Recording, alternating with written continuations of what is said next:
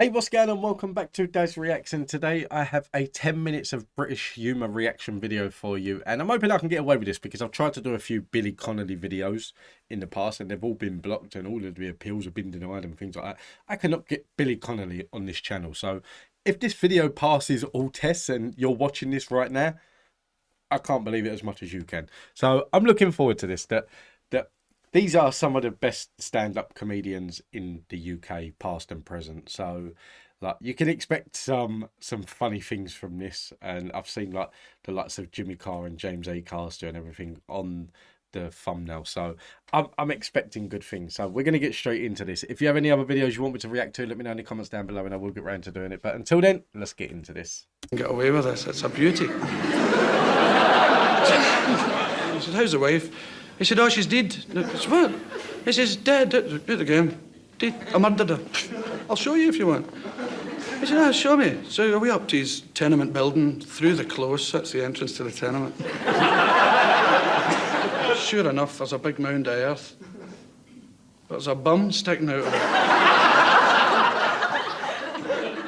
He says, "Is that her?" He says, "Aye." He says, "What'd you leave a bum sticking out for?" He says, "I need somewhere to park my bike."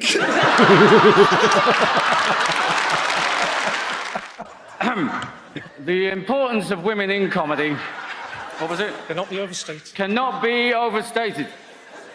So let's take a look. Oh, I love that there's just one big sign pointing to him saying blind. cannot be overstated. Cannot be overstated. So let's take a look. Oh, sorry, that's still your bit, Chris. Sorry. You serious? Yes. Let's take a look is my line.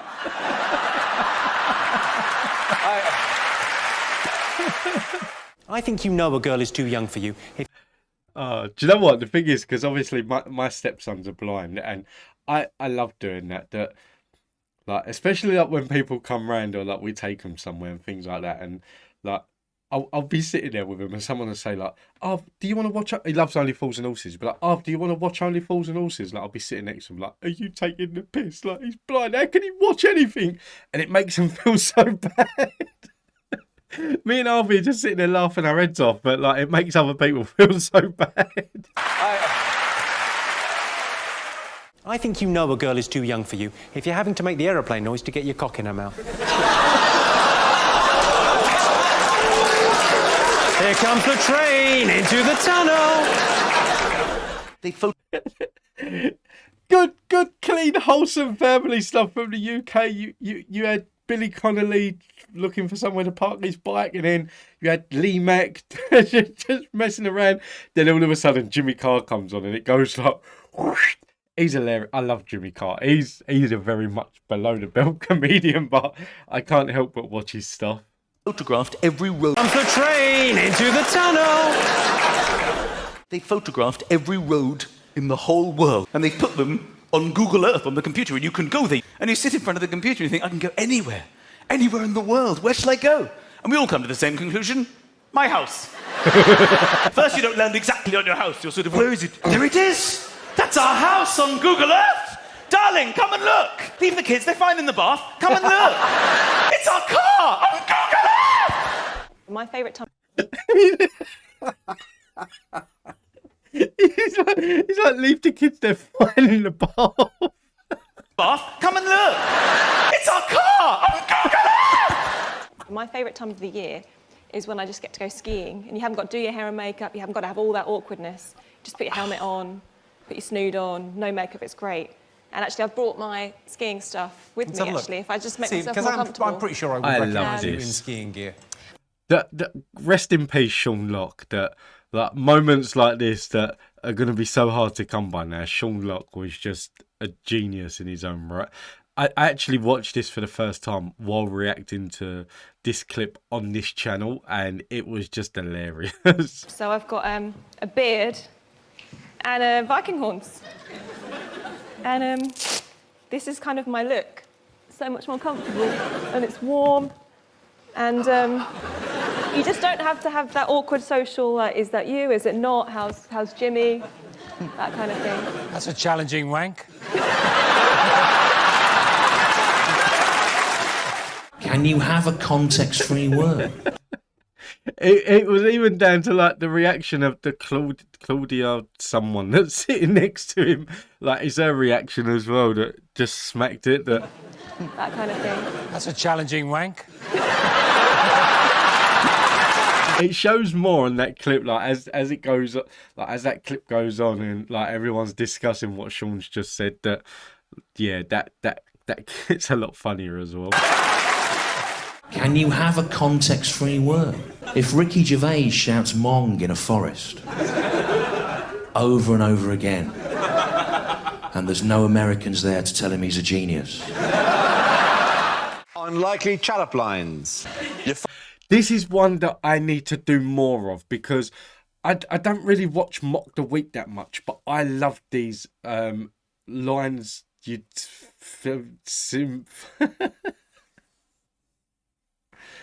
scenes we'd love to see.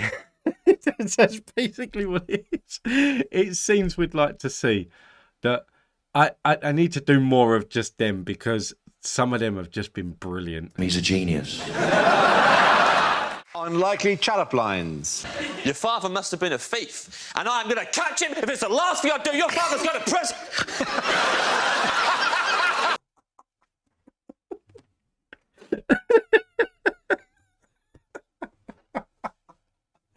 There's so many good ones in it. Unlikely chat-up lines. Your father must have been a thief, and I'm going to catch him. If it's the last thing I do, your father's going to prison.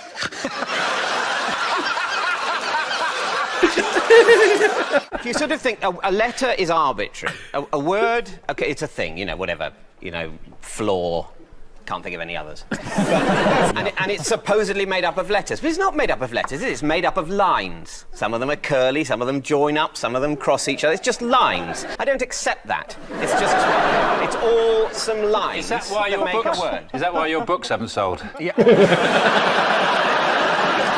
Knife crime, huge problem. What could be done? Well, simple solution, guns. There's no knife crime in America, is there?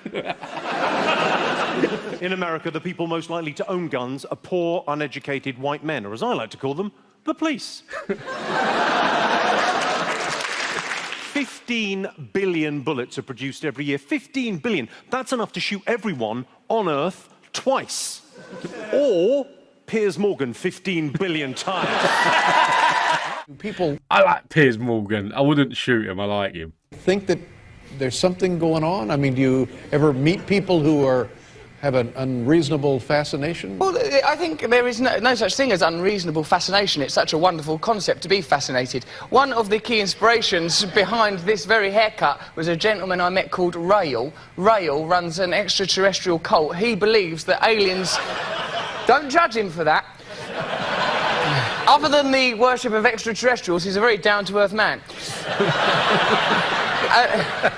He says that aliens can communicate messages to us through our hair. So I thought, take that to its natural conclusion, sure. Try and reach out to them a little bit. It's not all one-way traffic. Well, that's right. Right? Yeah, I think you're doing us a favour, perhaps. I might be. I've not received any signals as yet, David, other than a very clear one from humans of get your hair cut. Yeah, right. I did think... Okay, so the thing with Russell Brand. With Russell Brand, it was the case that it's always a good thing. He's a West Ham supporter. I'm a West Ham supporter, so that's always a good thing. But I don't know, when he first came onto the scene and was getting bigger and that, it used to annoy the crap out of me. I don't know why, but I kind of started warming to him a bit as well. So a lot of the things that I think it was also the film Forgetting Sarah Marshall where I kind of warmed to him a little bit as well.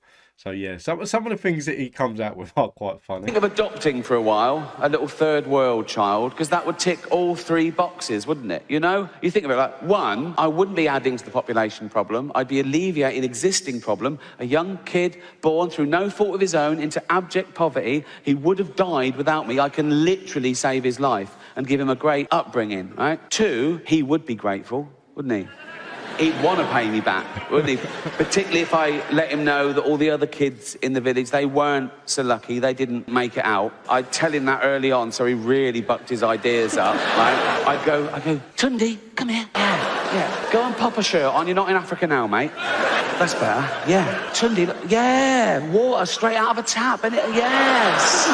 No, it's not free. It's Hampstead. Yeah, of course it's safe. Safe, fresh drinking water. Have as much as you want. Have a bucket full. Straight out of a tap. Fresh drinking water. There you go. Go and clean the car. Go on. I say... That's messed up. He's another one. Ricky Gervais is another one that I never really liked. The Office, the UK version. I love the American version of it, but I never really got into the UK version. And for that, it kind of put me off of watching Ricky Gervais a lot. And like my first introduction to him, where he kind of like made me laugh quite a bit, was when he was in Family Guy as the Dolphin. And then after that, I watched a few films of his. I think it was Ghost Town and like a couple more that he was in, and then he's another one that I've kind of started warming to as well a bit. And after watching like some of his stand-up through this chat, I just think he's hilarious. Fresh drinking water. There you go. Go and clean the car. Go on. I say you could joke about anything, but not with anyone. I think with you good people this evening, I should be fine, right? Well, let's see, shall we? We'll put that to the test. Having sex is like riding a bike. My uncle taught me when I was a kid. People say the best things in life are free, but those people have clearly never had sex. I like it when the girl puts the condom on for you, but I was asked to leave the pharmacy. My girlfriend doesn't think that her sister is trustworthy, but believe me, that girl can keep a secret. Seriously. I don't know what it is with these videos that like they kind of like skip in the middle to like promote their merchandise, which I would normally do, but like, I just I'm going to leave you with one final piece of advice. And my advice is never trust the super rich. What's the first thing they do when they get rich? They buy a yacht. Ever been in a yacht? It's like being in a 2-star hotel on fucking roller skates. The only reason anyone would want to own a yacht is so that they can abduct children, sail them into international waters, fuck them, and dispose of their bodies. And that's what everyone who owns a yacht is doing, okay? Is doing. I don't care who it is, J.K. Rowling, right?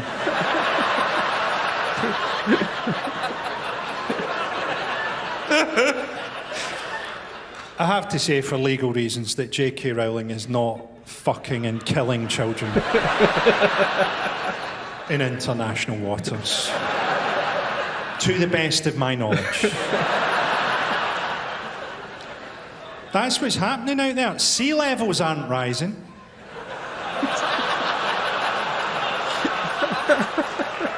It's just the weight of dead, fucked kids. The sea isn't even salty.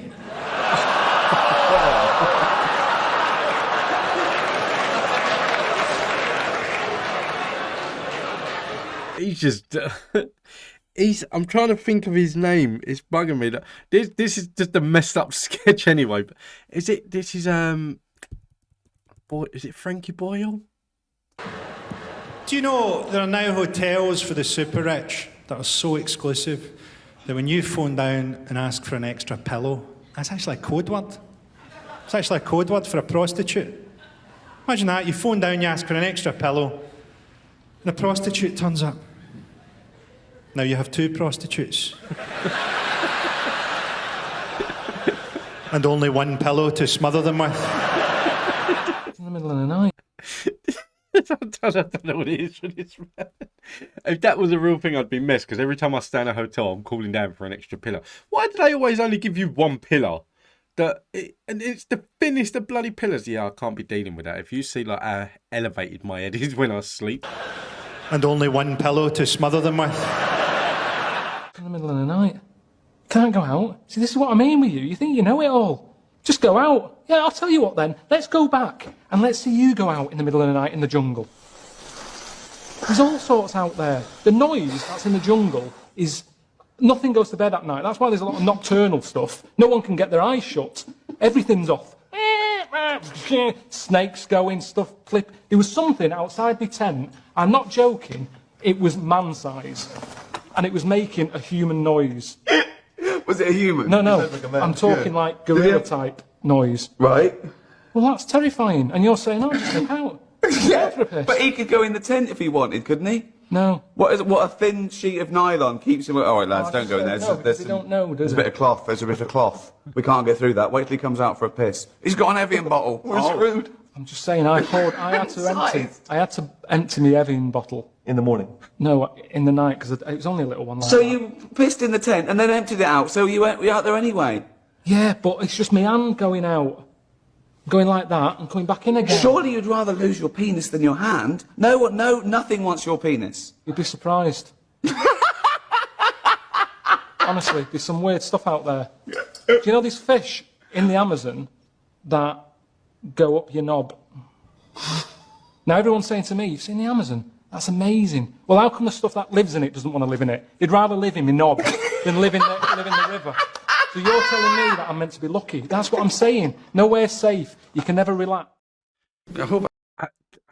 That last sketch with Ricky Gervais, and the other tall guy was from Tooth Fairy with a rock. He was the fairy that couldn't become a fairy, basically. I've seen him in a couple of other things as well.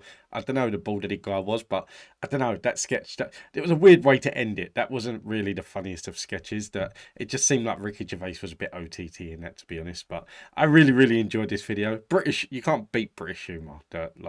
British humour is just the best. And I would say that because I'm British. But yeah, I just think like British humour is just something incredible. But guys, listen, thank you all for tuning in. I hope you enjoyed this. If you did, don't forget to hit that like and subscribe button. I do upload daily, and if you have any requests, leave them in the comments down below for me and I will get round to doing them. But until next time, thank you for watching. Take it easy, have a nice day, stay safe, be kind, and I will see you in the next one.